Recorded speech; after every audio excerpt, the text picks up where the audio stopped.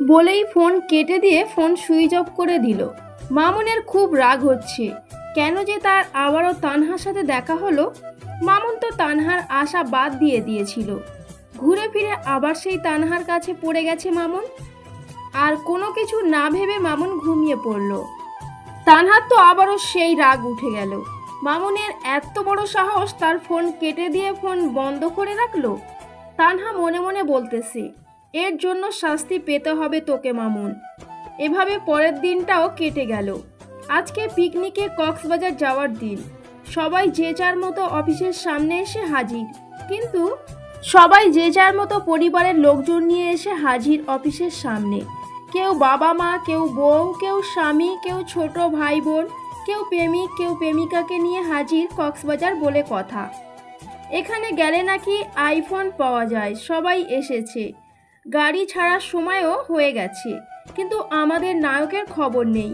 তানহা বাধ্য হয়ে গাড়ি ছাড়ার কথা বলল। গাড়ি ছেড়ে দিয়েছে। এর মাঝে মামুন এসে হাজির। গাড়ির পিছনে পিছনে মামুনও দৌড়ে গাড়িতে উঠল। উঠেই দেখে গাড়ির সব সিট ব্লক, খালি মিতুর পাশে একটা সিট আছে। মিতু হাত ধরে টেনে মামুনকে বসালো। এত দেরি হলো কেন শুনি? নাকি পাশের বউ আছে, আসতে দিতে চাইনি? আর বলিয়েন না, আপনার দেওয়া শার্ট প্যান্ট পরে দেখলাম হলো না, তাই এইগুলো পরে আসতে দেরি হলো।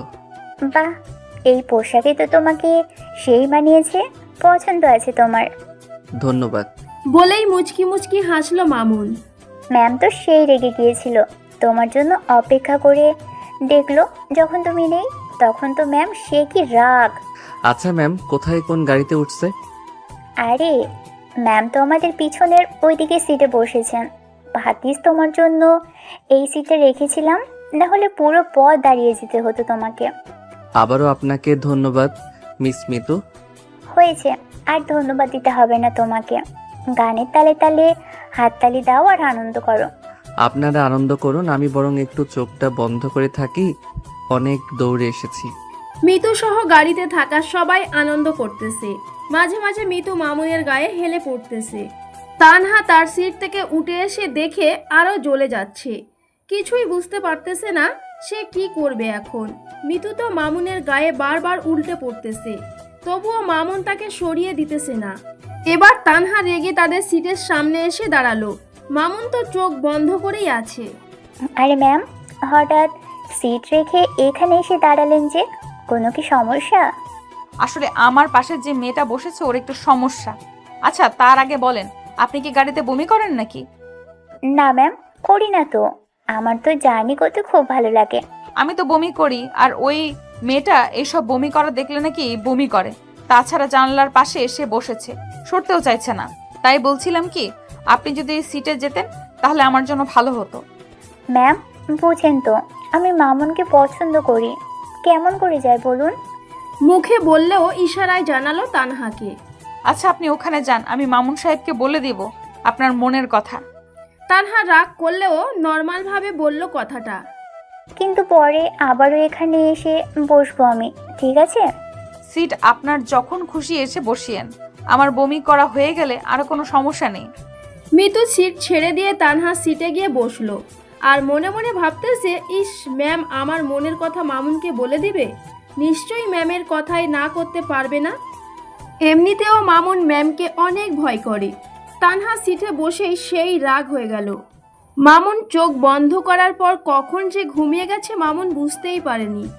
হঠাৎ মামুনের শরীরে জোরে ধাক্কা দেওয়ার কারণে ঘুম ভেঙে গেল। মামুন ধরপড়িয়ে উঠল। তাহলে এতক্ষণে ঘুম ভাঙলো আপনার, তাই না? মুখে শয়তানি হাসি নিয়ে কথাটা বলল তানহা। আপনি কখন এখানে এলেন? এখানে তো মিস মিতু ছিল। তানহাকে দেখে একটু অবাক হলো। মিস মিতুর প্রতি এত টান আপনার? কই, আমার প্রতি তো কোনোদিনও আপনার এরকম টান দেখি নাই। উল্টো বুঝেন কেন আপনি? আমি বলতে চেয়েছি আপনি কখন এখানে এলেন সেটা বলেছি। আপনি যখন মিতুকে নিয়ে ঘুমের মাঝে স্বপ্ন দেখতেছিলেন, ঠিক তখনই এখানে এসেছি আমি। আবারও উল্টা কথা বলেন কেন আপনি? আসলে কখনো সত্যিটা জানার ইচ্ছে আপনার ছিল না। বাবা, আপনার দেখি রাগও আছে। তা এরকম রাগ কি তখন করেন যখন আপনার প্রেমিকা পাশে থাকে না? আপনার সাথে কথা বলা মানে নিজের গালে নিজেই চড় মারার সমান। তা মারেন না চট দেখি। কেমন করে নিজের গালে চড় মারতে হয়। আপনি দয়া করে মিস মিতুর সাথে আমাকে জড়িয়ে কিছু বলবেন না। মিস মিতুকে নিয়ে না বললে যে মিস মিতুর সাথে অন্যায় করা হয়ে যাবে আমার। মানে?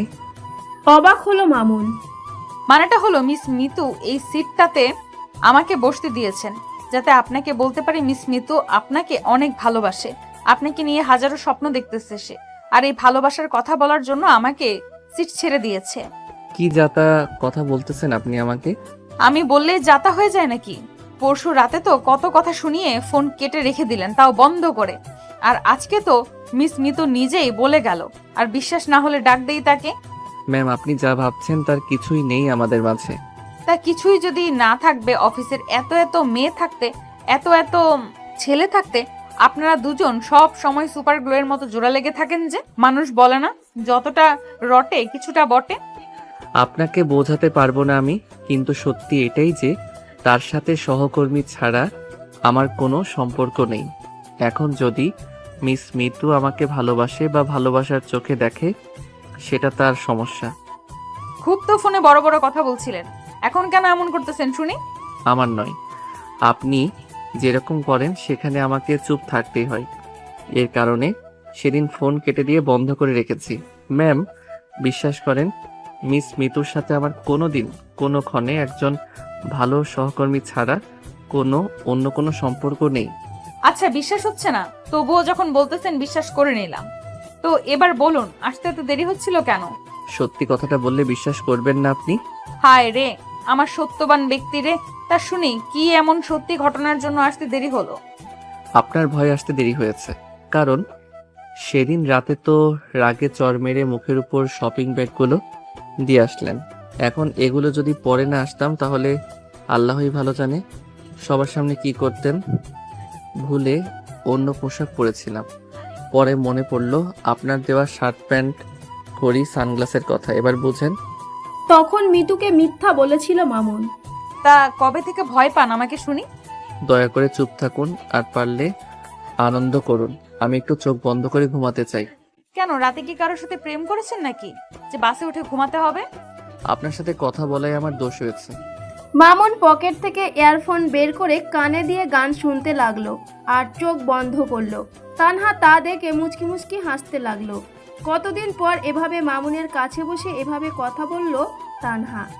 মামুন ঘুমিয়ে গেছে দেখে তানহা মামুনকে জড়িয়ে ধরে কাঁধে মাথা রেখে সেও ঘুমিয়ে গেল। গাড়ি চিটাগাং ছেড়ে চকরিয়া পার হয়ে হাইওয়ের পাশে একটা হোটেলে থামলো। দুপুর গড়িয়ে বিকেল হয়ে গেছে। মামুন জেগে দেখে তানহা তাকে জড়িয়ে ধরে ঘুমিয়ে আছে। মামুন আর তানহাকে না ডেকে মাথাটা সিটের উপর রেখে নিচে নেমে আসলো। নেমে আসতেই মিতুর সাথে দেখা। মামুনকে দেখে লজ্জা লজ্জা ভাব করে মুচকি মুচকি হাসতে লাগলো। কি হলো, এভাবে আমাকে দেখে হাসতেছেন কেন? আমি কি হাসার মতো কোনো কাজ করেছি নাকি? আমি তোমাকে দেখে হাসতেছি নাকি? আমি একটু হাসতেও পারবো না নাকি? আপনি হাসুন, আমি ভিতরে যে একটু হালকা হই, তারপর কিছু খাবো। আরে, আমাকে একা রেখে কই যাও? দাঁড়াও, আমিও যাব। হ্যাঁ হ্যাঁ, আসেন আমার সাথে। আমি যে বাথরুম ব্যবহার করব আপনিও সাথে থাকেন। ছি, কি যে বলো না তুমি। আমিও যাব মানে লেডিস বাথরুম ব্যবহার করব আমি। তো সোজা করে কথা বলতে পারেন না আপনি? আচ্ছা, হয়েছে, চলুন এবার। খালি ঝগড়া করে আমার সাথে। মামুন আর কোনো কথা না বলে দ্রুত বাথরুমে চলে গেল। খুব জোরে 1 নাম্বার চাপ পেয়েছে তার। বাথরুম থেকে বের হয়ে হাত মুখ ভালো করে ধুয়ে নিল। হোটেলের ভিতরে প্রবেশ করে দেখে তানহা আগে থেকেই বসে আছে। হঠাৎ মিতু মামুনকে তার সাথে বসতে বললে তানহার ফিরতি ডাকে মামুন বাধ্য হয়ে তার কাছে গিয়ে বসলো। তানহা খাবার এগিয়ে দিল, মামুন আর না করতে পারল না। দুজনে খাবার খাচ্ছে। আচ্ছা, আপনি কেন আমাকে সিটে ওভাবে রেখে চলে আসছিলেন? আসলে আমার খুব জোরে বাথরুম পেয়েছিল, তাই আপনাকে আর ডাকি নাই। এত মিথ্যা বলা কবে থেকে শিখলেন? আমি তো উঠে দেখি আপনি মিতুর সাথে হেসে হেসে কথা বলছেন। আরে ম্যাম, আমি তো কথা বলতে চাইনি, উনি নিজে এসে কথা বলল। বাথরুম ক্ষুধা বুঝি আপনার পায়? আমার বুঝি পায় না? আগে তো এরকম ছিলেন না আপনি, এখন কেন এরকম হয়েছেন? সরি ম্যাম, আমি মনে করেছি আপনি ঘুমিয়ে আছেন। আপনাকে ডাক দিলে হয়তো বা রাগ করবেন, তাই ডাকি নাই। হয়েছে হয়েছে, খাওয়া শেষ করেন। সবাই বাসে উঠে পড়েছে। বাথরুমে সময় শেষ করেছেন, খেতেও পারতেছেন না এখন। ম্যাম ঠিক আছে। খাওয়া শেষ করে যে যা সিটে গিয়ে বসে পড়ল, কিন্তু আপত্তি বাঁধল তখন যখন দেখলো মিতু আবারও আগের সিটে বসেছে। গাড়িতে দুটো সিট খালি, একটা মামুনের আর একটা যেখানে প্রথমে তানহা বসেছিল। তানহা মিতুকে আবারও ইশারায় বোঝালো সে এখনো মামুনকে বলতে পারেনি তার ভালোবাসার কথা। মিতু আবারও হালকা এসে সিট থেকে উঠে গিয়ে তানহার সিটে বসলো। তানহা সিটে বসতে বসতে মামুনকে বলল, আচ্ছা ম্যাম, মিস মিতুকে ইশারায় কি এমন বললেন যে উনি সিট ছেড়ে দিয়ে আপনার সিটে বসলো? আসলে মিস মিতু আপনাকে পছন্দ করে, ভালোবাসে, নিজের মুখে বলতে পারতেছে না, তাই আমাকে বলতে হয়েছে। এই কারণে সিট ছেড়ে দিয়ে আমার সিটে বসেছে। ম্যাম আমাকে আর হাসাবেন না। বাপের জন্ম শুনি নাই অফিসের বসকে দিয়ে কর্মচারী প্রেমের প্রস্তাব দেয়। তার মানে আপনিও মিস মিতুকে পছন্দ করেন, ভালোবাসেন, তাই তো? ম্যাম আর হাসাবেন না প্লিজ। উফ, পেটে ব্যথা হয়ে গেল। আমি মজা করতেছি না, যেটা সত্যি সেটাই বললাম। মিস মিতু নাকি আপনাকে ভালোবাসে। উফ ম্যাম, আপনিও না, দেখেন আমি তাকে আমার ভালো কলিগ ছাড়া অন্য কিছু ভাবি না। তাহলে মিতু কেন আমাকে একদিন অফিসে আজকে বাসেও বলল আপনাকে ভালোবাসে? ম্যাম ওটা তার ভুল ধারণা, আর আপনি যে বলতেছেন এটাও আপনার ভুল, আর আপনিও ভালো করে জানেন আমি কাকে ভালো। কি হলো, থামলেন যে? বলেন কাকে ভালোবাসেন। ওসব কিছু না, কিন্তু মিস মিতুকে আমি ভালোবাসি না, আর কোনোদিন তাকে ভালোবাসা সম্ভবও না। আমি আগেও বলেছি, এখনো বলতেছি, মিস মিতুকে ভালো কলিগ মনে করে এর চেয়ে অতিরিক্ত কিছুই না। পরে যদি জিজ্ঞাসা করে কেন তাকে ভালোবাসেন না, তখন কি উত্তর দিব আমি? বলবেন আমি একজনকেই ভালোবেসেছি আর তাকেই আমি চাই, কিন্তু সে মিতু নয়। কাকে চান, কে সে, সেটা যদি জানতে চাই? ম্যাম প্লিজ, আর না, এবার তো। আচ্ছা ঠিক আছে, আমি বুঝেছি সবটা, আর বলতে হবে না। ধন্যবাদ ম্যাম, এবার একটু জিরিয়ে নেই আমি। আগের মতো কানে ইয়ারফোন লাগিয়ে চোখ বন্ধ করলো মামুন। আমি জানি মামুন, তুমি আমাকে এখনো ভালোবাসো। আমাকে এইভাবে সে সময় ঠকাতে নাও পারতে তুমি। আমি যে এখনো সেই আশা নিয়েই পড়ে আছি, আবারও শুনবো ভালোবাসি কথাটা তোমার মুখে। এতদিন দুর্ব্যবহার করার জন্য আমি সরি মামুন। তোমার কাছ থেকে অবহেলা পেয়ে এগুলো করেছি আমি। কক্সবাজার যেয়ে নেই, তোমাকে বলতে হবে না, সবার সামনে আমি তোমাকে আবারও ভালোবাসি বলবো।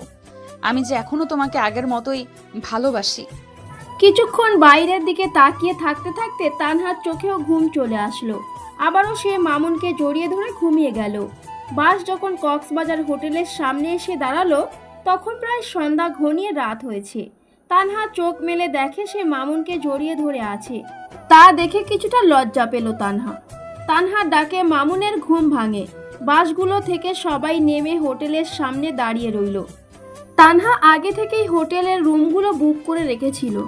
সবাই আজকে যে যার রুমের চাবি নিয়ে চলে যান, অনেক পথ জার্নি করা হয়েছে। আর হ্যাঁ, এখানে আমরা মোটে 3 দিন থাকবো। এই 3 দিন 3 বেলা খাবার থাকা কোম্পানি বহন করবে। এর বাইরে আপনারা অন্য কোথাও ঘুরতে যাওয়া, খাওয়া, সেই সব আপনাদের সবার নিজেদের ব্যয় করতে হবে। ম্যাডাম, তাই বলে এতগুলো মানুষের সব কিছু কোম্পানি ব্যয় করবে? এই 3 দিনে তো কয়েক লক্ষ টাকা ব্যয় হবে। এনারা সবাই আমার কোম্পানির কর্মকর্তা। এনারা আছে বলেই কোম্পানিটি কে আছে। আর বছরে একবার মাত্র পিকনিকের আয়োজন করা হয়, এতে কত লক্ষ টাকা ব্যয় হলো সেটা ভেবে লাভ আছে? তাছাড়া এনারা সৎভাবে কাজ না করলে কোম্পানি কোটি কোটি লাভ করতো না। এটা এনাদের এবং এনাদের পরিবারের প্রাপ্য। হোটেলে সব বলা আছে, আপনাদের যা লাগে নিতে পারেন, খেতে পারেন। এবার সবাই এক এক করে যে যার রুমের চাবি নিয়ে যেতে পারেন। সবাই এক এক করে তাদের ব্যাগ লাগেজ নিয়ে হোটেলের ম্যানেজারের কাছে গিয়ে চাবি নিয়ে রুমে চলে গেল। সবাই অনেক পথ জার্নি করে এসেছে। সবাই আগে রুমে গিয়ে ফ্রেশ হয়ে নিয়ে হোটেলে যেখানে সবার একসাথে খাবার ব্যবস্থা করা হয়েছে সবাই খেয়ে আবারও যার যার রুমে গিয়ে ঘুমিয়ে পড়ল। যারা পরিবার সহ এসেছে তাদের জন্য বড় রুম মানে ডবল রুম, 2টি খাট। যারা সিঙ্গেল এসেছে তাদের জন্য সিঙ্গেল রুম, সিঙ্গেল খাট। পরের দিন যে যার মতো সমুদ্র দেখতে বেরিয়ে গেল। কেউ বা সমুদ্রের জলে ডোবে ভাসে, আবার কেউ বা সেলফি তোলে, কেউ বা টিকটক ভিডিও বানায়, কেউ বা লাইভ ভিডিও করতেছে, কেউ বা ছাতার নিচে বসার যে চেয়ারগুলো আছে সেখানে শুয়ে ডাব খাচ্ছে, কেউ বা আবার নিজের জীবন সঙ্গিনীর সাথে মজা করতেছে। সবার থেকে দূরে মামুন বালির উপরে বসে আছে। মিতু একটু এগিয়ে গেল তানহার দিকে। মুখে মুচকি হাসি থাকলেও মুখটা তার লজ্জায় লাল হয়ে আছে। ম্যাম, একা একা সমুদ্রে চলে যে, আপনার কেউ আসেনি? আমার আবার কে আসবে? একটু এদিক ওদিক তাকিয়ে কথাটি বলল তানহা। অফিসে সবাই তো কাউকে না কাউকে নিয়ে এসেছে, আপনি একা আসলেন? কেন, আপনিও তো একা এসেছেন, আপনার কি তাতে কোনো সমস্যা হচ্ছে? কি যে বলেন না ম্যাম, আমি আবার কোথায় একা আসলাম? আপনি তো একাই এসেছেন, আর এত লজ্জা পাচ্ছেন কেন? আমি তো একা আসি নাই, আমার সাথে তো মামুনও এসেছে। এতক্ষণে আসল কথাটা বলল মিতু। তা মামুন সাহেব কি আপনাকে ভালোবাসার কথা বলেছে? আপনি বলেন নাই ম্যাম? হ্যাঁ বলেছি, কিন্তু মামুন সাহেব না করে দিয়েছে। আমি জানি আপনি বললে সে হ্যাঁ বলবে না, আমি বললে ঠিকই সে রাজি হবে। মুখে ওড়না দিয়ে আঙুল পেঁচিয়ে বলল। আচ্ছা, আমার কথা বিশ্বাস না হলে নিজে গিয়ে জিজ্ঞাসা করেন। কি বেহায়া মেরে বাবা, আমার কথা বিশ্বাস করে না। কথাটা মনে মনে বলল। ম্যাম, তাহলে যাই, গিয়ে বলি এই সময় মামুন একা আছে, আপনি গোসল করতে থাকুন। হি হি করে হেসে দৌড়ে উঠল জল থেকে। তানহা মিতুর দিকে তাকিয়ে দেখতেছে মিতু তো মামুনের দিকে এগিয়ে যাচ্ছে। মামুন একা একা বসে সমুদ্রের জলের ঢেউ উপভোগ করতেছে। হঠাৎ দেখলো মিতু তার কাছে বসে আছে আর মুচকি মুচকি হাসতেছে। কি ব্যাপারে এভাবে হাসতেছেন যে? আর আপনি আসলেন কখন? আমি মাত্র এসেছি, মনে আনন্দের ঢেউ হচ্ছে দেখে হাসতেছি। আচ্ছা, হাসেন, সমস্যা নেই, কিন্তু আপনি আমার কাছে এলেন যে? তোমাকে একটা কথা বলা ছিল বলে এখানে আসলাম, তাছাড়া আশেপাশে তেমন কেউ নেই, তাই ভাবলাম মনের কথাটা বলেই দিই। তা কি এমন মনের কথা বলেন তো শুনি। আসলে আমি কোনো কথা পেঁচিয়ে বলতে পারি না, যা বলো সোজা সাপটে বলে দিই, মনের ভিতরের কথা রাখতে পারি না। সব বুঝলাম, এবার তো বলেন কি বলবেন। আসলে তোমাকে আমি খুব পছন্দ করি, এমনকি অনেক আগে থেকে তোমাকে ভালোবাসি। আই লাভ ইউ মামুন, আমি সত্যিই তোমাকে অনেক ভালোবাসি। আমাকে কি তোমার জীবনসঙ্গী বানাবে? সব বুঝলাম এখন। আচ্ছা, আপনার এই কথার উত্তর কালকে দিব, কেমন? দয়া করে আজকে আর জোর করবেন না, সবাই আনন্দ করতেছে, আপনিও করেন। আমার এত তাড়াহুড়ো নেই, যখন মন চাই তখন বলে দিও, আমি কিন্তু কালকের জন্য অপেক্ষায় রইলাম। বলেই মিতু লজ্জা মুখে হাসতে হাসতে চলে গেল। দূর থেকে মামুন আর মিতুর কোনো কথা শুনতে না পারলেও মিতুর হাসি দেখে এটা অবশ্য তানহা বুঝে গেল নিশ্চয়ই মামুন হ্যাঁ বলেছে। তানহার খুব রাগ হলো, বাসে বলল কি আর এখন করলো কি। তাই তানহা রেগে মেগে মামুনের কাছে গিয়ে কোনো কথা না বলে ঠাস ঠাস করে থাপ্পড় মারল। আমি আবার কি করলাম? কি কারণে মারলেন আমাকে? নিজেকে খুব পাকা খেলোয়াড় মনে করিস তুই না? আমাকে বাসে বললি এক কথা আর এখন বলতেছিস আরেক কথা। আপনার কথার আগা মাথা কিছুই তো বুঝতে পারতেছি না। না বোঝার মতো তো কথা নয়। বাসে বললি মিতুকে ভালোবাসিস না, আর এখন কি করলি তুই? সব বুঝি আমি, উপরে উপরে খাবি, তলেও কুড়াবি। আমি মিতুকে কিছুই বলি নাই, আমাকে কেন ভুল বুঝতেছেন আপনি? কিছু না বললে কেউ নিশ্চয়ই এভাবে লজ্জা পেয়ে হাসতে হাসতে যায় না। তুই যদি হ্যাঁ বলিস অবশ্যই খুশি হবে, হাসবে, আর তুই যদি না বলিস অবশ্যই মন খারাপ করে চলে যাবে। তাহলে মিতু কেন এইভাবে গেল? ম্যাম, সবাই এখানে আনন্দ করতে এসেছি, তাই তার মনে ব্যথা দিতে চাইনি বলে আমি বলেছি। আর বলতে দিল না তানহা, তারপর বলল। বলেছিস তুই মিতুকে ভালোবাসিস, তাই তো? তোকে আমার চেনা আছে, অনেক আশা করে এখানে এসেছিলাম, তোকে আবারও কাছে টেনে নিব, বুকে টেনে নিব, কিন্তু তুই সেটা হতে দিলি না। আবারও প্রমাণ করে দিলি তুই ঠকাতে জানিস, এর চেয়ে ভালো কিছু তুই পারিস না। খুব রেগে কাঁদো কাঁদো গলায় কথাটা বলল তানহা। প্লিজ তানহা, আমাকে ভুল বুঝো না, আমার কথাটা শোনো আগে। আমিও তোমাকে ভালো। আবারও বলতে পারল না। মামুনকে থামিয়ে দিয়ে তানহা আবার বলা শুরু করলো। চুপ কর বেঈমান! আমাকে কোন সাহসে তুমি করে বলছিস, ছোট লোকের বাচ্চা? আর আমাকে কোন যোগ্যতায় ভালোবাসি কথাটা বলতে চাস? তোর মতো এমন হাজারো কর্মচারী আছে আমার, তাদের সবাইকে কি ভালোবাসবো নাকি আমি?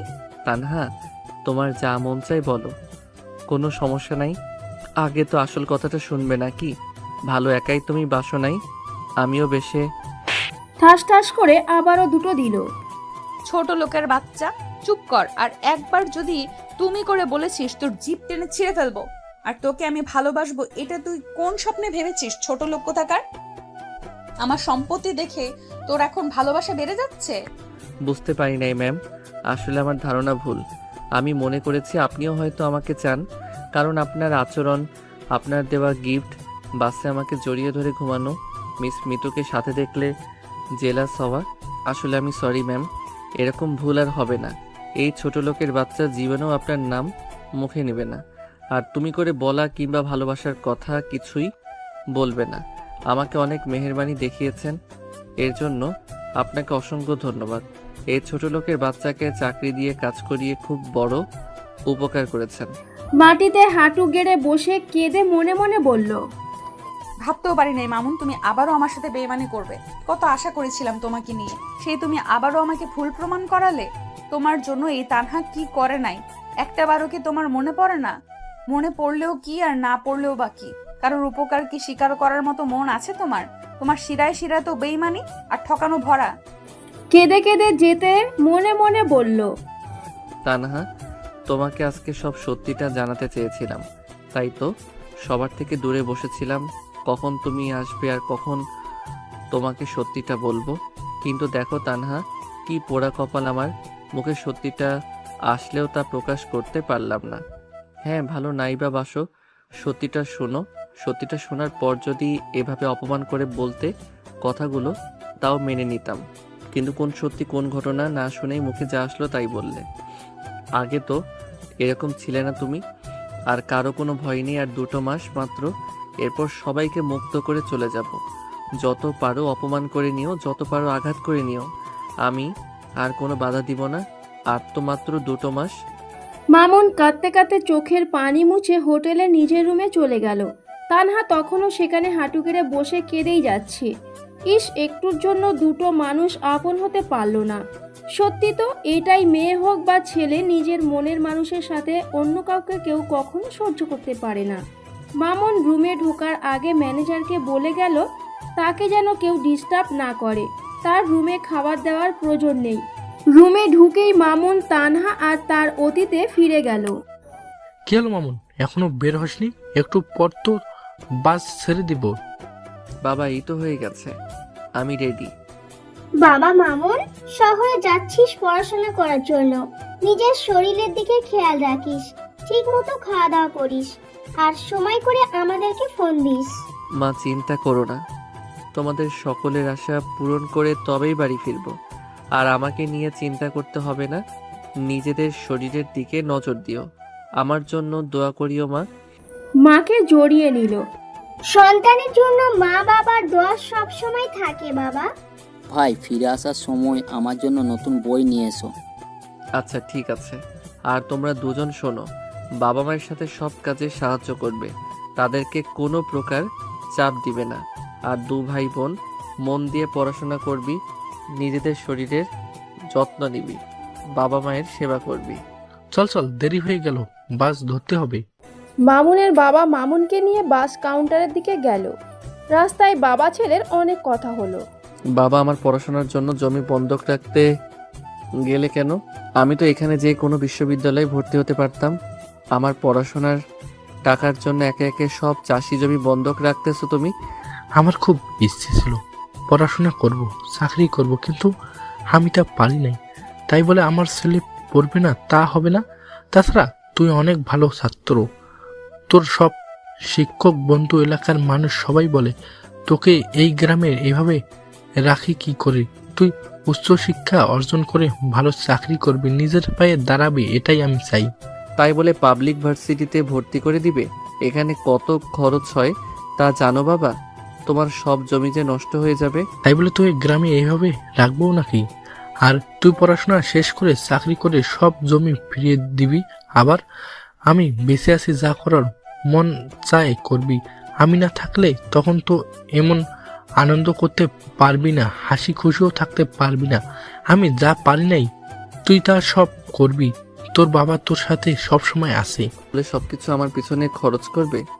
আমার একটা ভাই বোন আছে, তাদেরকে তো দেখতে হবে, তাদেরকেও তো শিক্ষিত করতে হবে। তুই আছিস না, আমার তোর প্রতি বিশ্বাস আছে, তুই কাউকে ঠকাবি না। আমি এটাও নিজে ঠকবি, নিজের শখের জিনিস হারাবি, তবু আমাদের কাউকে ঠকতে দিবি না। তোর প্রতি সেসব বিশ্বাস আছে বাবা। আর বাবা শোন, এমন কিছু করবি না যাতে মানুষ কষ্ট পায়। নিজে কষ্টে থাকবি তবু মানুষকে সুখে রাখবে। তোর যখন যা লাগে, যত টাকা লাগে আমাকে বলবি। দোয়া করো বাবা, যাতে সবার মান রক্ষা করতে পারি, তোমাকে, মাকে, ভাই বোনকে যেন সব সুখ দিতে পারি। দরকার হলে নিজের সুখ নষ্ট করে ফেলবো বাবা। কারোর সাথে ঝগড়া করবি না, কোনো খারাপ নেশা করবি না, পড়াশোনা চালিয়ে যাবি, নিজের অবস্থানের কথা ভুলে যাবি না। নিজেকে শহরের মানুষের মতো মনে করবি না, মনে করবি তুই কাদামাটি মাখানো এক বাবার ছেলে। আরও নানান রকম কথা হলো বাবা ছেলের মাঝে। বাস কাউন্টারে আসলে মামুনকে গাড়িতে তুলে দিল। জানালা দিয়ে যতদূর পর্যন্ত বাবাকে দেখা যায়, মামুন মাথা বের করে দেখলো। একটা বছর মামুনের খুব ভালো করে কেটে গেল, কিন্তু বিপত্তি ঘটলো পরের বছরে। হঠাৎ একদিন ভার্সিটিতে মামুনের সাথে অপরিচিত মেয়ের সাথে ধাক্কা লাগে। এই আপনি অন্ধ নাকি, চোখে দেখতে পারেন না? উপ সরি আপু, আমি আসলে বুঝতে পারি নাই। আপনাদের মতো ছেলেদের ভালো করে চেনা আছে, যখন সুন্দরী মেয়ে দেখেন অমনি তাদের গায়ের উপরে পড়ে গিয়েন। দয়া করে হাসাবেন না নিজেকে সুন্দরী বলে। আপনি যদি সুন্দরী হন তাহলে মডেল নায়িকারা কি পাতিলের নিচের অংশ? কি এত বড় অপমান! আপনাকে তো আমি দেখে নেব। আজকে আমার ভার্সিটির প্রথম দিন, তাই কিছু বললাম না। এই জীবনে হ্যান্ডসাম ছেলে দেখেন নাই, তাই তো সরি বলার পরও গায়ে পড়ে লাগতে এসেছেন। পুরাই কালা বান্দর, এর থেকে আপনি হলেন কুমিরের পায়ের মতো। ওয়াক্থু, বমি আসতেছে। পাতিলের কালির মতো চেহারা যার, সে কিনা ওয়াকথু বলে? কি বাজে পোড়া পোড়া গন্ধ আসতেছে, ওয়াক ওয়াক বমি আসতেছে আমার। আপনাকে তো দেখে নেব আমি, সময়ের অপেক্ষা করেন। এই তানহা চৌধুরী কি করতে পারে তা সময় বলে দিবে। ইস, নামটার মতো যদি চেহারার মনটা হতো কতই না ভালো হতো। অপরিচিত মেয়েটা আর কেউ নয়, বরং সে হলো তানহা। তানহা রেগে তার বান্ধবীর কাছে গেল। মামুন সম্পর্কে জানতে চাইলে তারা জানায় মামুন তার ডিপার্টমেন্টের ভালো ছাত্র। এমনকি তানহার ডিপার্টমেন্টে আর মামুনের ডিপার্টমেন্ট একই। মামুন সম্পর্কে আরও অনেক কিছু জানার পর তানহার ধারণা ভুল প্রমাণিত হলো। ধীরে ধীরে তানহা আর মামুনের সম্পর্ক ভালো হতে লাগলো। এভাবে তাদের ভার্সিটি জীবন চলতে লাগলো। মামুনের বাবা প্রতি মাসে হাজার হাজার টাকা পাঠায় মামুনের জন্য, কিন্তু অনেক সময় মতো টাকা দিতে পারে না, দেরি হয়ে যায়। আর তানহা পড়াশোনায় একটু কাঁচা, কিন্তু তানহা চেষ্টা করে যাচ্ছে, হচ্ছে না। এর মাঝে তানহার সাথে মামুনের একটা ভালো সুসম্পর্ক হয়। এই যে মামুন ভাই, একটু শুনবেন? হ্যাঁ বলো, কি বলবে? আমার একটু তাড়া আছে। আচ্ছা ভাইয়া, আপনি কাজ সেরে আসুন, আমি অপেক্ষা করতেছি। আচ্ছা, আধা ঘন্টা অপেক্ষা করো, আমি বিকাশের দোকানে গিয়ে টাকা তুলে আনবো। মামুন বিকাশের দোকানে গেল টাকা তুলতে, কারণ তার এ মাসে টাকা তার বাবা একটু দেরিতে পাঠিয়েছে। রুম ভাড়া, খাওয়া, ভার্সিটির টাকা, বই কেনা, নিজের টিউশন পড়ে তার টাকা সব বাকি আছে। তাই মামুন দ্রুত গেল টাকা তোলার জন্য। কিন্তু মামুন যখন দোকান থেকে ফিরে এসে দেখে তানহা ঘাসের উপর বসে কান্না করতেছে। মামুন তো অবাক হয়ে গেল, হঠাৎ তানহা কেন কান্না করতেছে? মামুন তো সময়ের মধ্যে এসে গেছে, তাহলে ওর আবার কি হলো? মামুন আর দাঁড়িয়ে না থেকে তানহার কাছে এগিয়ে গেল। কি ব্যাপার তানহা, তুমি হঠাৎ করে কান্না করতেছো কেন? আসলে আসলে আসলে আরে বাবা, আসলে আসলে কি সমস্যা, কি সেটা তো বলবে নাকি? ওই ছেলেগুলো আমার সাথে খুব খারাপ ব্যবহার করেছে, অনেক বাজে ইঙ্গিত করেছে, খারাপ কথা বলেছে। তানহা মাথা তুলে দেখে মামুন নেই। তানহা যখন বলেছে ওই ছেলেগুলো ওর সাথে খারাপ ব্যবহার করেছে, ঠিক তখনই মামুন গিয়ে ছেলেগুলোকে মারা শুরু করে দিয়েছে। মামুনের বন্ধুগুলো যখন দেখলো মামুনের সাথে মারামারি লেগেছে, তখন তারাও গিয়ে শুরু করলো মারামারি। মার খেতে খেতে ছেলেগুলো পালিয়ে গেল।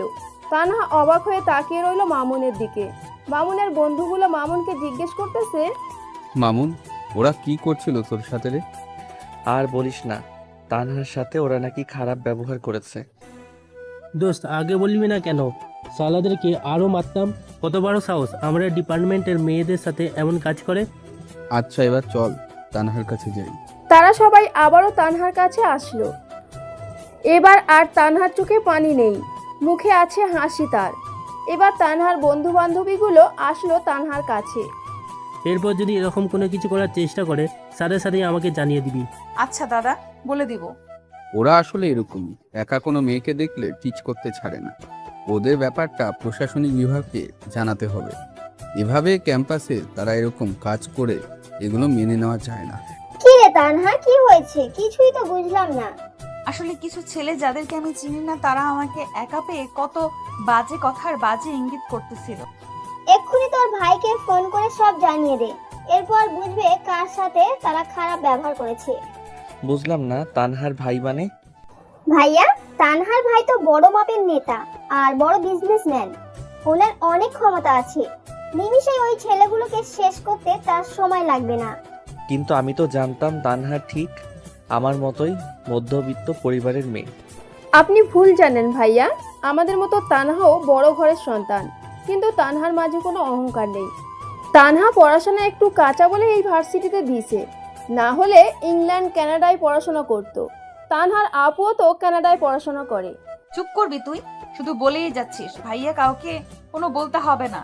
আপনারা যে মার মেরেছেন এরপর আর তারা কোনো কিছু বলবে না। আর কিয়া ভাইয়া বা আব্বুকে জানাবি না, তাহলে কিন্তু আপুর কাছে পাঠিয়ে দিবে। আমি দেশ ছেড়ে কোথাও যাব না। ঠিক আছে, কাউকে কিছু বলবো না। তুই কি এখন যাবি নাকি আরো কিছুক্ষণ থাকবি? মামুন ভাইয়ার সাথে একটু কাজ আছে আমার, তুই যা, আমি পরে যাব। আচ্ছা দোস্ত, তোরা থাক, আমরা তাহলে যাই। তানহার বন্ধু বান্ধবী এবং মামুনের বন্ধুগুলো চলে গেল, সেখানে শুধু তানহা আর মামুন থাকলো। মামুন এবার নিজেই ঘাসের উপর বসে পড়লো, তার পাশে তানহাও বসলো। কি যেন বলবে বলেছিলে, এখন বলো। আসলে সামনে তো পরীক্ষা আছে, আর কেয়ার মুখে তো শুনলেনি আমি একটু কম পারি, তাই বলছিলাম কি আমাকে যদি একটু পড়াতেন তাহলে খুব ভালো হতো। আমি নিজেই তো টিউশন পড়ি, তোমাকে কি পড়াবো বলো তো? আপনি কি এই 1-1.5 বছরের মধ্যে সব ভুলে গেছেন নাকি? তাছাড়া সৌরভ ভাই আর মাধব দাদার কাছে শুনেছি আপনি পড়াশোনায় খুব ভালো। আমার কাছে না পড়ে তো কারো কাছে টিউশন পড়তে পারো। পড়ে তো, কিন্তু তার কাছ থেকে কিছুই বুঝতে আর শিখতে পারি নাই। এমনিতেই সেই স্যার আবার মাসে 10 দিন পড়ায়। আপনাকে তো প্রতিদিন ভার্সিটিতে পাই, যদি প্রতিদিন একটু একটু সময় দিয়ে পড়াতেন ভালো হতো আমার জন্য। আচ্ছা ঠিক আছে, প্রতিদিন ক্লাস শেষ করার পর এখানেই অপেক্ষা করিও। ভাইয়া অনেক ধন্যবাদ আপনাকে। কেউ আবার বলিয়েন না, প্রেমিকা প্রেমিককে কেন ভাইয়া বলে, অন্য কিছু তো বলতে পারতো। আমি বলবো সিনিয়র ভাই বোনকে ভাইয়া আপু বলেই জুনিয়ররা ডাকে, আর আপনি করেই বলে। ক্লিয়ার? মামুন উঠে চলে গেল, তানহাও তার বাসার দিকে চলে গেল। এভাবে প্রতিদিন মামুন তানহাকে সময় দিয়ে পড়ায়। দিন দিন তানহাও ভালো পড়াশোনা পারে। এতে করে মামুন আর তানহার সম্পর্কটা খুব গভীর হতে লাগলো। বলা চলে দুজনের কাছাকাছি থাকতে থাকতে দুজনের প্রেমে পড়ে গেছে। কেউ কাউকে বলতে পারতেছে না, দয়া করে আপনারা জানিয়ে দেন। একদিন মামুন খুব টাকার সংকটে পড়ে গেল। বাবা, এই মাসে তো টাকা পাঠালে না, আরো কি দেরি হবে নাকি? মামুন, এই মাসে মনে হয় টাকা দিতে পারবো না, জমির ফসলও তুলতে পারি নাই। তোর ভাই বোনের পেছনে জমানো টাকাগুলো ঢেলেছি, আর জমি বন্ধক রাখবো, সেই লোকের কাছেও নাকি টাকা নাই। বাবা, এভাবে আর কত জমি বন্ধক রাখবে? এই জন্য বলেছিলাম শহরে না পড়ি, তোমার সাথে কৃষিকাজে সাহায্য করি, আর ভাই বোনগুলোকে পড়াশোনা করাই। স্বপ্ন তোকে নিয়ে দেখেছি আমি, জমি আজ নাই, কালকে ঠিকই আমার হবে। তোকে দিয়ে কৃষি করার ইচ্ছা থাকলে পড়াশোনা করাতাম না। কৃষি না করাও বাজারে বড় দোকান দিয়ে না হয় কোনো কিছুর শোরুম দিতাম। আগে পড়াশোনা শেষ কর, তারপর যা মন চায় করিস। পরের মাসে একবারে 2 মাসের টাকা দিয়ে দিব, বুঝিস তো? বয়স হয়েছে, একা একা সব কাজ করাও কঠিন, তাই সমস্যা হয়। তোকেও যেমন শিক্ষিত করেছি, তোর ভাই বোনগুলোকেও শিক্ষিত করব, তুই শুধু পাশে থাকিস।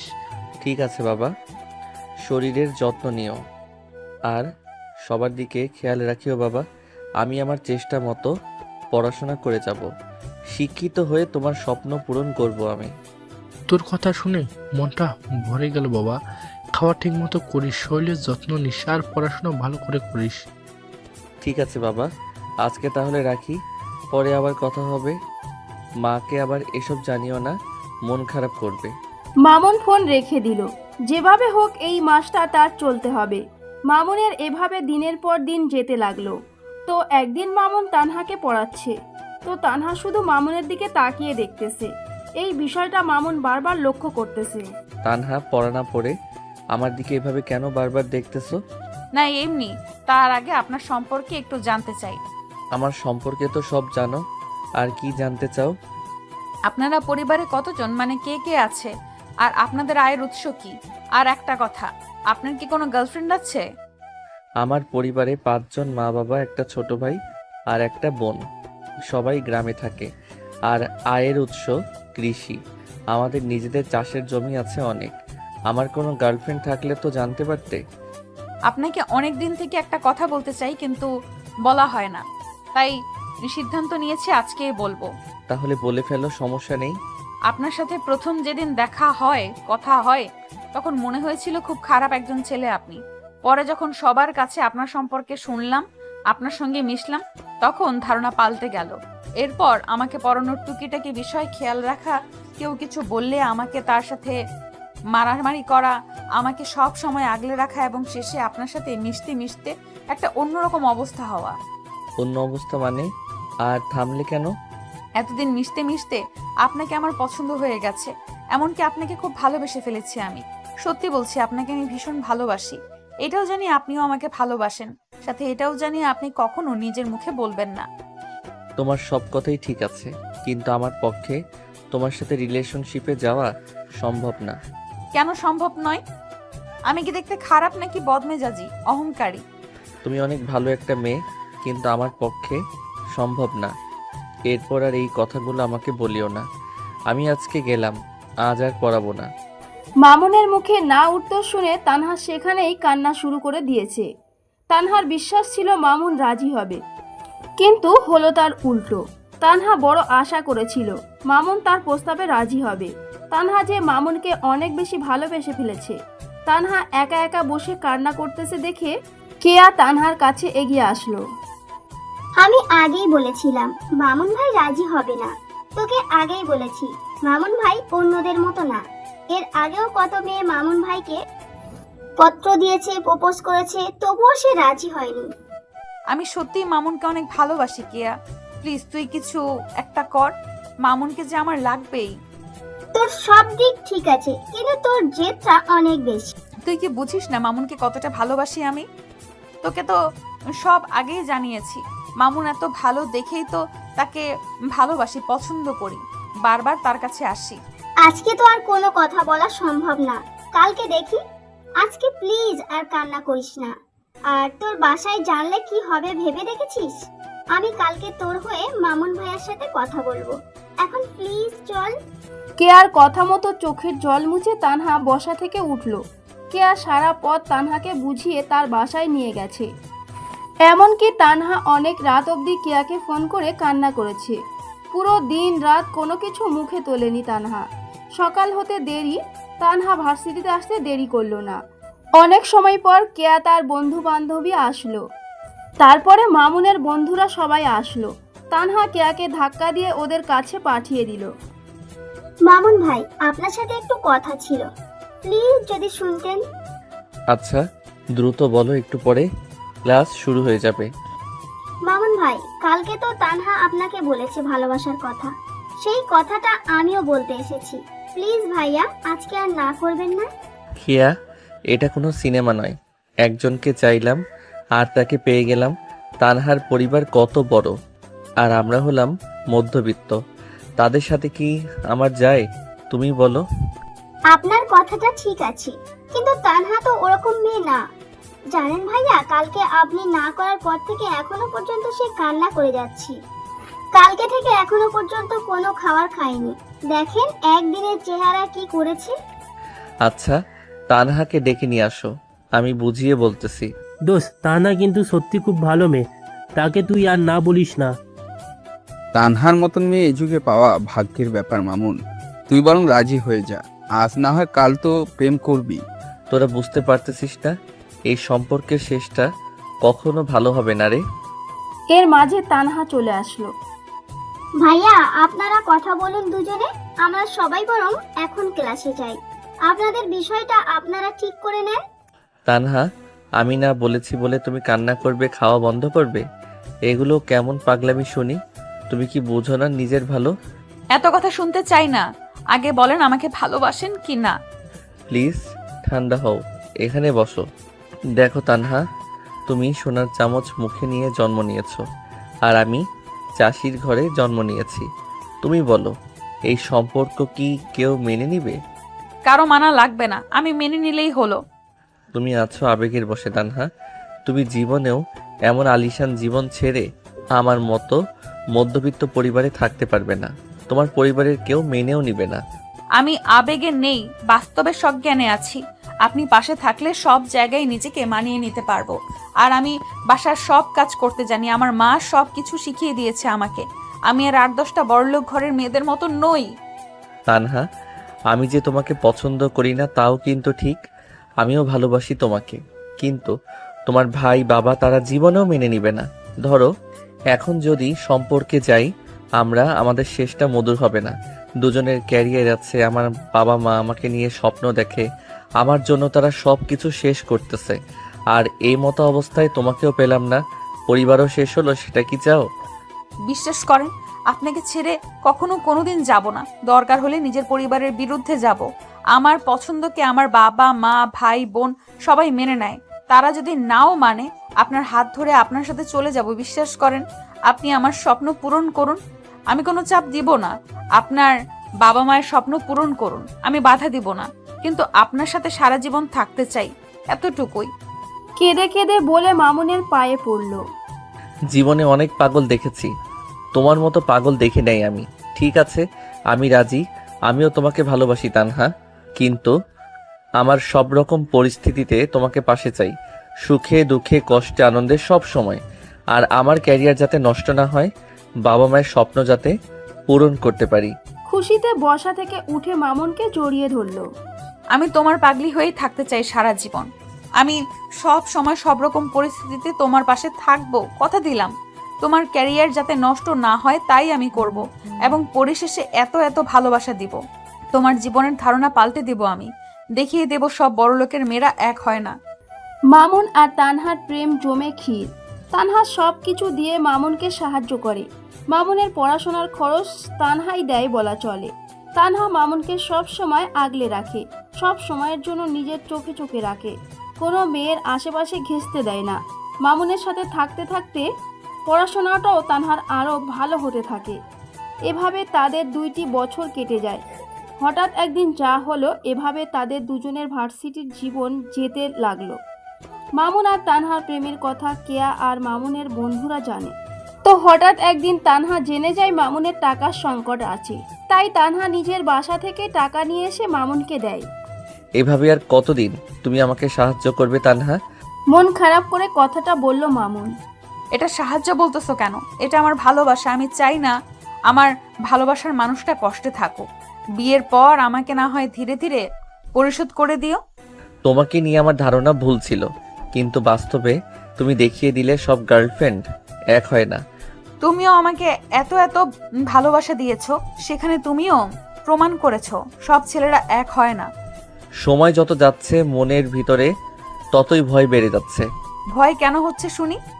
যদি তোমাকে হারিয়ে ফেলি, যদি তোমাকে না পাই। আমি তোমার ছাড়া আর কারোর হব না। একমাত্র মৃত্যু আমাদের আলাদা করতে পারে। আমি তো তোমাকে ছাড়া চলতে ভাবতে পারি না মামুন। আমার নিঃশ্বাসে বিশ্বাসে শুধুই তুমি মামুন। আমার জীবন জুড়ে তুমি তানহা, আমিও যে তোমাকে অনেক অনেক বেশি ভালোবাসি। আচ্ছা, এক জায়গায় যাব, চলো আমার সাথে। তানহা মামুনের হাত টেনে ধরে একটা বড় শপিং মলে নিয়ে গেল। তানহা সব নিজে পছন্দ করে মামুনের জন্য দুটো দুটো করে সব নিল। মামুন শত না না করার পরেও তানহা মামুনের কোনো কথাই শুনল না। কেনাকাটা হলে মামুনকে নিয়ে অনেক জায়গায় ঘুরলো, খাওয়া দাওয়া করলো। তারপর মামুনকে ম্যাচের সামনে নামিয়ে দিল আর ব্যাগগুলো দিল। এত করে মানা করার পরও কেন তুমি আমার জন্য এত সব নিতে গেলে? আমি জানি এখন তোমার হাতের অবস্থা ভালো না, আর তোমার সব শার্ট প্যান্ট পুরাতন হয়ে গেছে। তাই বলে টাকাও দিলে? এত সব কিছু কিনে দেওয়াও লাগে?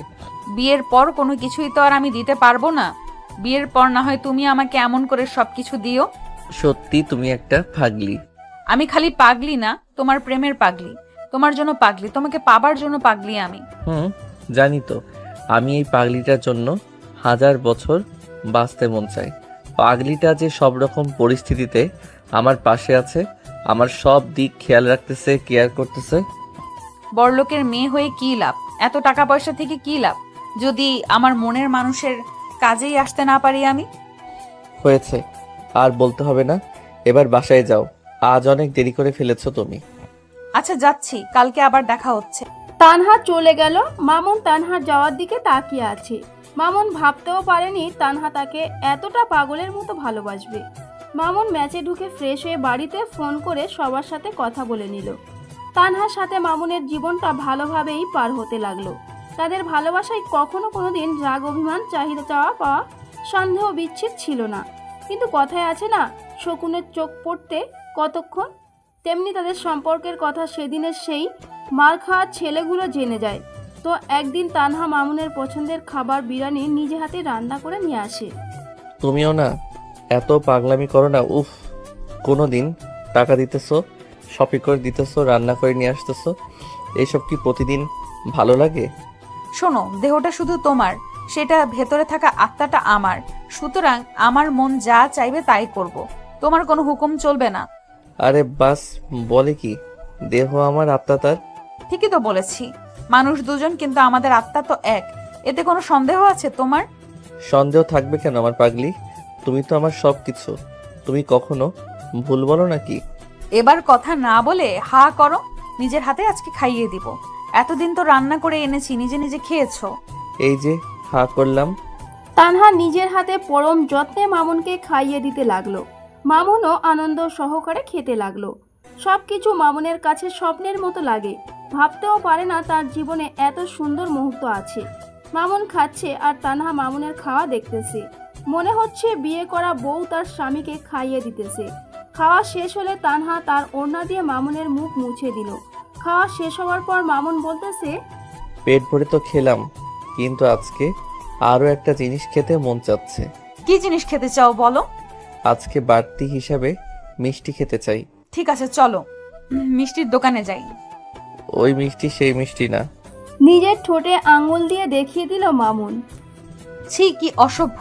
এই সব কিছু বিয়ের পর হবে, বিয়ের আগে এসব হবে না। আজকেই শুধু, আর কখনো চাইবো না। প্লিজ প্লিজ তানহা, না করো না। বললাম না যা হবার বিয়ের পর হবে, বিয়ের আগে কিছুই হবে না। মামুন মন খারাপ করে থাকলো। তানহা সেখান থেকে উঠে চলে গেল। মামুন মনে মনে ভাবতেছে তানহাকে সে কষ্ট দিয়ে ফেললো। মামুনের খুব খারাপ লাগতেছে। এই কথাটা তার না বললেও হতো। হঠাৎ দেখলো কিছুক্ষণ পর তানহা এসে মামুনের হাত ধরে টেনে নিয়ে ফাঁকা একটা রুমে ঢুকে দরজা লাগিয়ে দিয়ে চার ঠোঁট এক করে নিল। আচমকা এমন হওয়াতে মামুন অবাক হলো। মামুনও তানহার কিসে রেসপন্স দিতে লাগলো। পাক্কা 9 মিনিট দুজন দুজনের ঠোঁটের সঙ্গে কিস করতে লাগলো।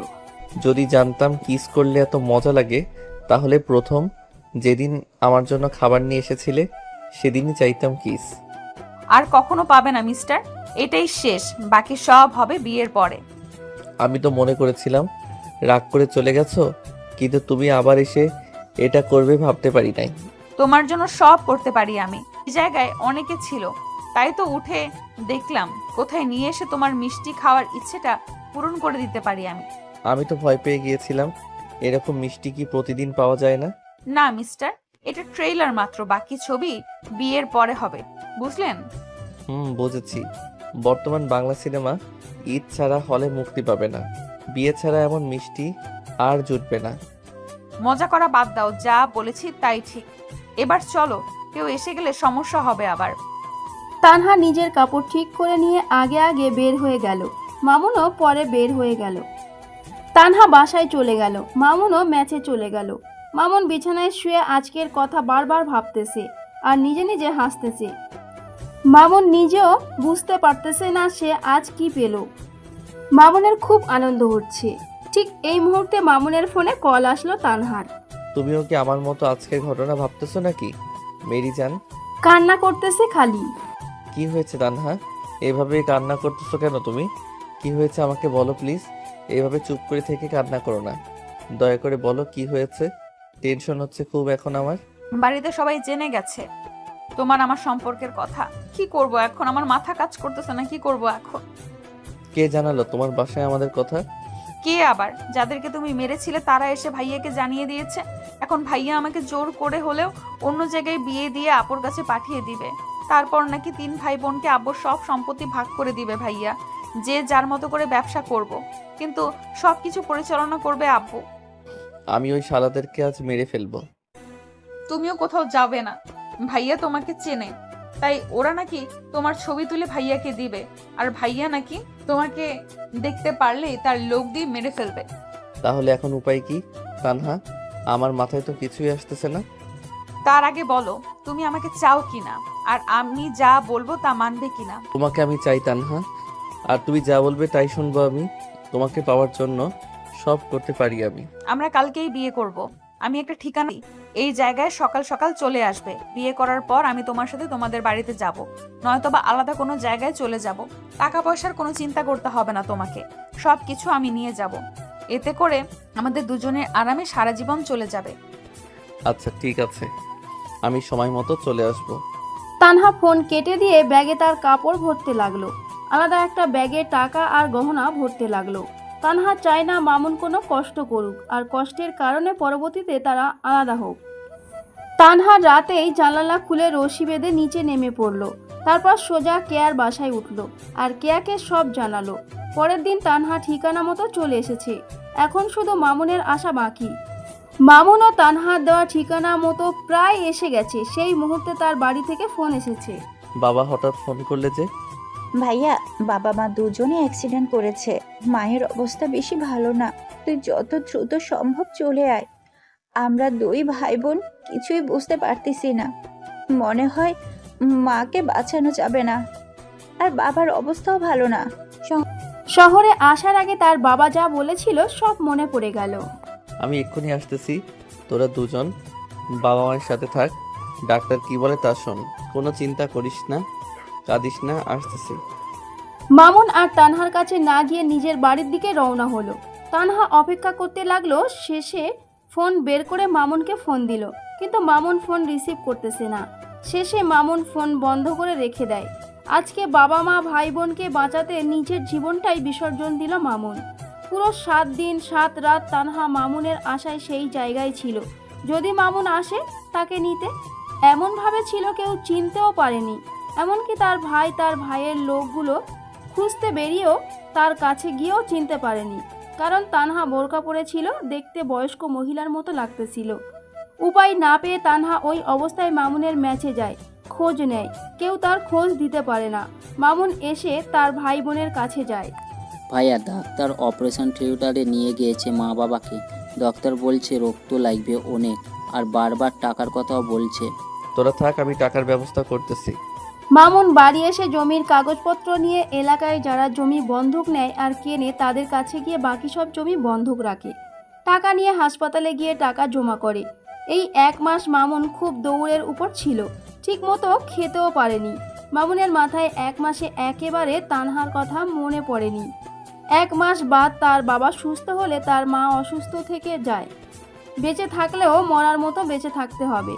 তবে ডাক্তার বলেছে ভালো চিকিৎসা আর নিয়মিত ওষুধ খেলে মামুনের মা সুস্থ হবে। আরও 1 মাস পর মামুনের মাকে বাড়িতে নিয়ে আসা হয়। এখন মোটামুটি সুস্থ আছে, তবে আপাতত চলতে পারবে না।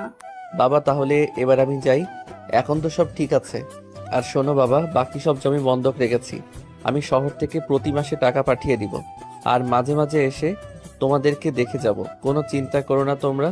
আমাদের ভাগ্যই এসব ছিল বাবা।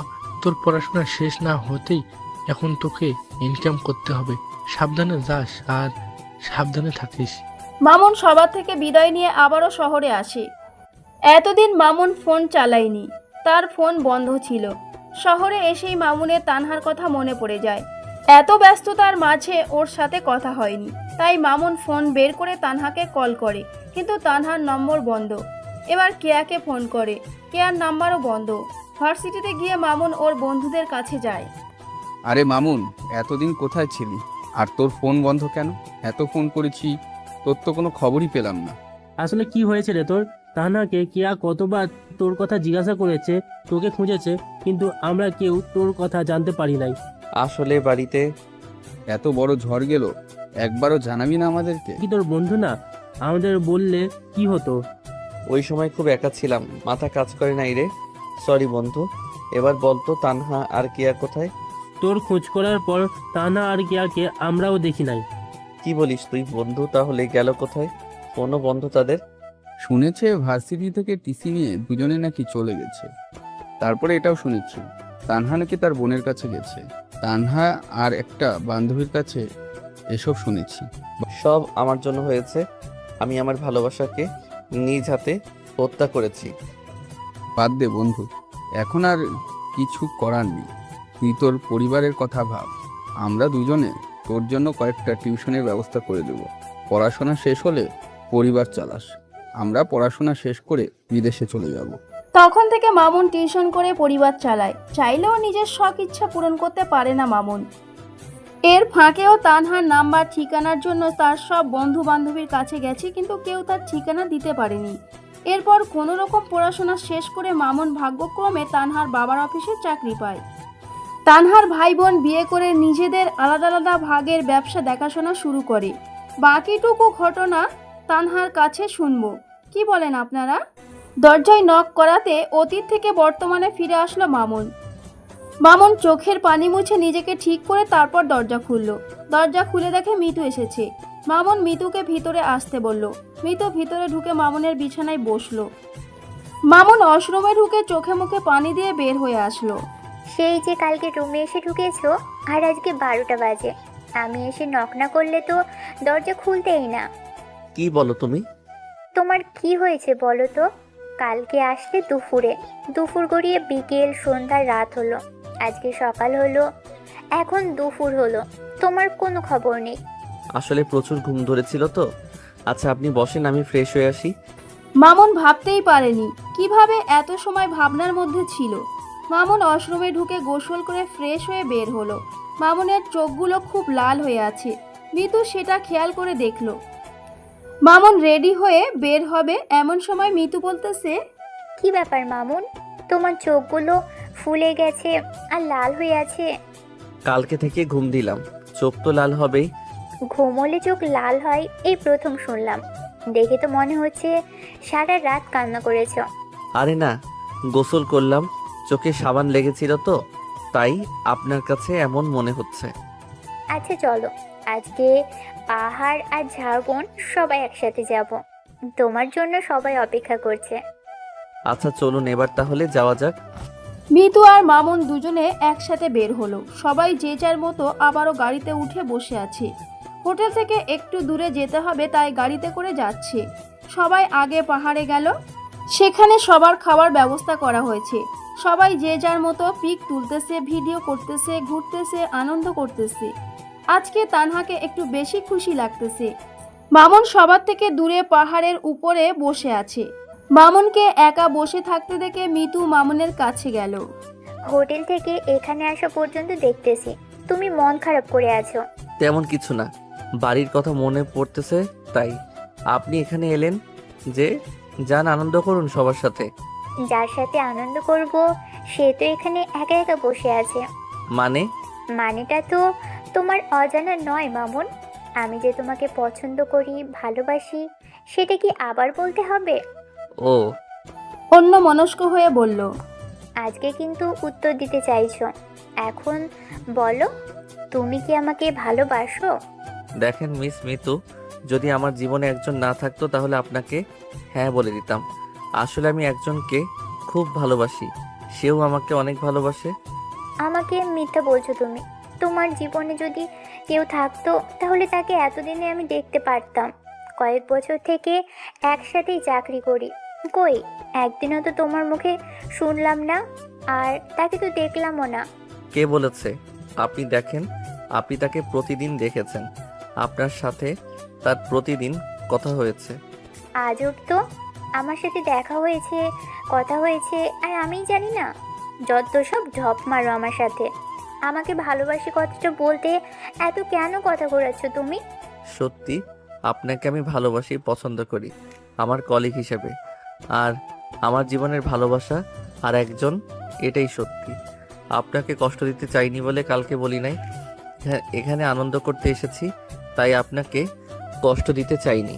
আপনার প্রস্তাব প্রত্যাখ্যান করলে আপনি কষ্ট পাবেন এই ভেবে বলি নাই। কে এসে যাকে আপনি এত ভালোবাসেন, যার কারণে আমাকে ফিরিয়ে দিলেন? সে আর কেউ নয়, আমাদের কোম্পানির বস তানহা। কি বলেন আপনি? তানহা ম্যাম আপনার প্রেমিকা? আমার বিশ্বাস হচ্ছে না, আপনি মিথ্যা বলছেন আমাকে। যা বলেছি সব সত্যি। তাহলে শুনুন সবটা। এই কি আপনি কান্না করতেছেন কেন? মিতুকে ঘটনাগুলো বলল, কক্সবাজার এসে যা হয়েছে সেটাও। মিতু কোনো কথা না বলে মামুনকে জড়িয়ে ধরে কান্না করা শুরু করে দিল। তানহা মামুন আর মিতুকে খুঁজতে খুঁজতে এসে দেখে মিতু মামুনকে জড়িয়ে ধরে আছে। তা দেখে তানহা তো বিশ্বাসই হয়ে গেল মামুন আর মিতুর মাঝে তাহলে সত্যি সত্যি সম্পর্ক আছে। তানহা আর তাদের কাছে না গিয়ে চলে গেল। অনেকক্ষণ দুজন জড়িয়ে ধরা অবস্থায় ছিল। মামুন মিতুকে ছাড়িয়ে নিল। মামুন একটু সরে বসলো। এত কিছু হয়ে গেছে আর এখনো তার অপেক্ষায় আছেন আপনি? ভালোবাসাটা তার কাছ থেকে শিখেছি আমি। আর আমার কারণে এখানে এসে আপনাকে আবারও অপমানিত হতে হলো। আমার কারণে আপনি সব সত্যিটা বলে ম্যামকে নিজের করে নিতে পারলেন না। আসলে আমার নসিব, আপনার কোনো দোষ নেই। আসলে সে নিজেই বুঝতে চায়নি, এমনকি সে আমাকে কোনো কিছু বলার সুযোগ কখনো দেয়নি। সত্যি বলতে কি, এই কাজগুলো যদি তানহাও আমার সাথে করতো তাহলে হয়তো আমি এরকম করতাম। এত ভালোবাসেন ম্যামকে, তারপরও তার প্রতি কোনো অভিযোগ নেই আপনার? যাকে ভালোবাসা যায় তার প্রতি কি রাগ অভিমান করে থাকা যায়? আচ্ছা ঠিক আছে, আমি সময় করে নিয়ে ম্যামকে সব সত্যিটা বলে দিব। না না, এমনটা করবেন না, তাহলে সে খারাপ ভাবতেও পারে। শেষ সময় যখন আমার কারণে এত কিছু হয়েছে তখন আমি তো বলবই, আপনার কোনো কথা শুনবই না আমি। তার কোনো দরকার নেই, সময় বুঝে আমি সব বলে দিব। আপনাকে চেনা আছে, জীবনেও বলবেন না। আমি বলবো ম্যামকে সব বুঝিয়ে, তখন ঠিক বুঝবে। এবার চলুন, অনেক সময় হয়েছে আমরা এসেছি।